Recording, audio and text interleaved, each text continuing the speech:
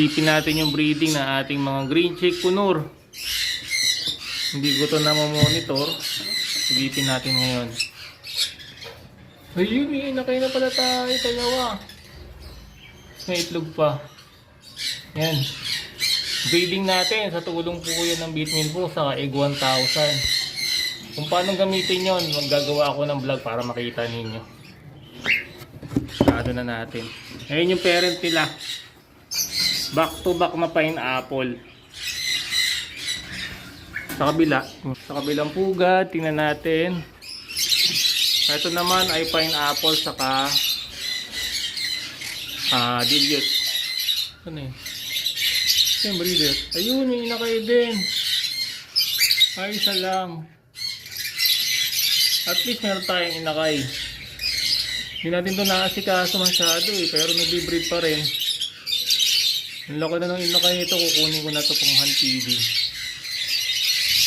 Add natin.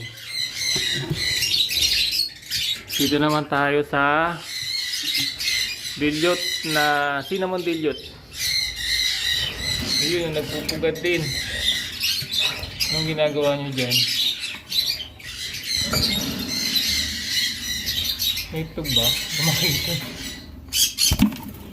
Bulabog. Uy, may itlog. Wala na, makakala. Ito yung pang-apat natin na pair.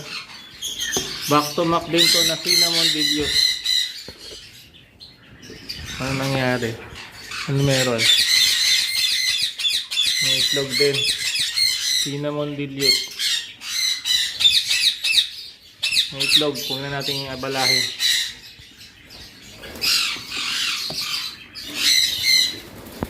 Ito yung panlima na pair natin. Ayun, may inakay din. Ayun o. Oh, galing, di ba? Lahat halos may inakay. Hindi ko pa yung naasikaso. Bitmin Pro lang yan saka Egg 1000. Hindi ako nakakapagbigay ng gulay saka egg food ngayon. Pero nag-aanak pa din. Mahusay talaga yung vitamin natin saka fertility booster. Kahit na hindi natin masyado naasikaso, nag-aanak pa din. Ayos mga kabi.